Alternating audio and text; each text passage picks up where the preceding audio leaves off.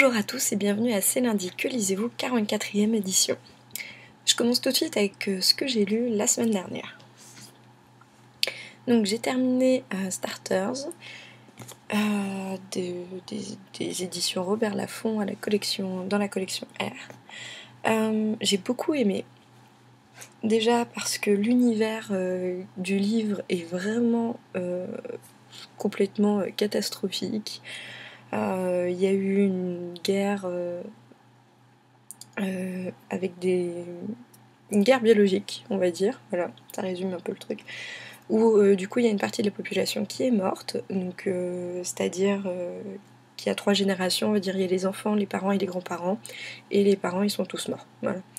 Et en fait, donc tous les grands-parents, dont en plus la vie, grâce aux avancées médicales avant la guerre, hein, ont une vie qui a vraiment rallongé, donc on trouve des personnes qui sont âgées de 150 ans, etc. Et du coup, en fait, ils ont complètement pris le pas sur la génération des enfants, donc les starters, et ils leur ont enlevé leurs droits. Pardon. Je vais y arriver, j'ai un peu mal à la gorge, désolée. Et du coup, donc déjà, il y a ça. Il y a aussi que du coup, la plupart des enfants ont du mal à survivre s'ils n'ont plus leurs parents ou pas de grands-parents. En plus, pour survivre dans ce monde, il faut être riche la plupart du temps.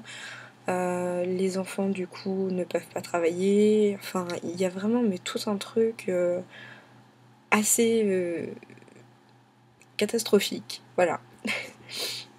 Et donc, une bonne dystopie en soi. Après, donc, le thème principal du livre, c'est la location de corps. Donc en fait, les starters proposent aux enders de louer leur corps pour que ces derniers aient une seconde jeunesse, en quelque sorte, donc pendant une semaine, pendant un mois, peu importe, ça dépend donc de combien de temps ils louent le corps. Et c'est assez gênant en soi. C'est vrai que sur le coup, on se dit, bon, louer le corps, déjà, c'est un peu glauque. Mais en plus, tout ce qu'il y a derrière, c'est-à-dire que le starter, il pense dormir, mais il est toujours là quand même. Donc je trouve ça déjà assez gênant.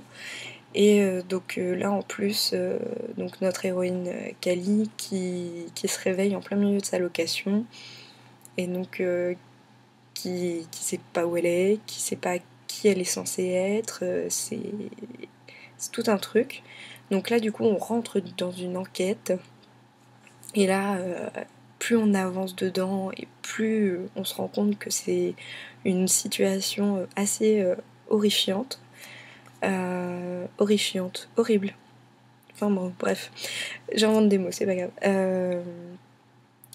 Et enfin voilà, plus on avance, plus on découvre en fait certaines choses, parce qu'au début on comprend pas bien ce que l'hôte de Kali voulait faire, mais en fait voilà, on comprend l'horreur des choses et on rentre vraiment très facilement dans le monde de Kali, même si en soi on n'apprend pas grand chose sur elle. Elle est très attachante, elle est très mûre parce qu'elle a 16 ans. Et elle a envie d'aider son petit frère, elle a envie de lui offrir une vie meilleure. On comprend aussi un petit peu sa situation familiale au fur et à mesure du livre. Et vraiment tout ça, ça fait vraiment un univers vraiment prenant. Voilà. Donc j'ai un peu du mal à vous expliquer sans trop vous raconter, parce que l'univers est quand même assez complexe. On en découvre jusqu'à la fin du livre. Et le tome 2 promet vraiment d'être très très bon. Donc le tome 2 qui s'appellera Enders. Et vraiment j'ai hâte de le lire, quoi. Voilà. Ensuite, donc je suis en train de lire, comme prévu, Bord de marge. Donc je l'ai commencé là, j'en suis à une centaine de pages. Alors c'est vrai que d'avoir, je pense, rencontré l'auteur, ça m'aide à comprendre un petit peu le livre dès le début, parce que du coup j'ai entendu pas mal d'explications sur les personnages et sur l'univers de Bord de marge. Parce que c'est vrai que je me demande si j'avais pas su tout ça, est-ce que j'aurais vraiment compris le début du livre? Parce qu'on passe d'un univers à un autre sans forcément savoir de quoi il retourne. Donc je me dis dans un sens c'est peut-être pas plus mal parce que ça permet je pense de le découvrir dans la suite du livre. Et en même temps moi de le savoir ça me gêne pas et justement ça m'aide à mieux comprendre l'histoire et à trouver aussi vraiment le sens de ce qui se passe. Donc pour le moment j'aime bien, on a nos deux héroïnes on va dire, Violette et Roxane. Euh, Violette qui est un petit peu dépressive, Roxane qui est un peu un garçon manqué. Pour le moment j'aime assez. À voir la suite. Et donc voilà, du coup en prévision de ce que je vais lire donc après, ce sera Silence, donc le troisième tome de la saga Hush Hush. J'aurais bien aimé vous dire que je suis super contente d'avoir le dernier tome de la saga, mais non, ça n'est pas le dernier tome. Je suis super contente de l'avoir quand même, mais c'est pas le dernier tome. Donc ça déjà de le savoir, ça relance un petit peu le truc, puisque vu donc déjà la fin du second tome, ça donnait envie de savoir la suite. Et là en plus de savoir qu'il y a un quatrième tome, je trouve que voilà, au niveau suspense, ça va être pas mal. Parce que je sais que déjà la fin ne sera pas une vraie fin.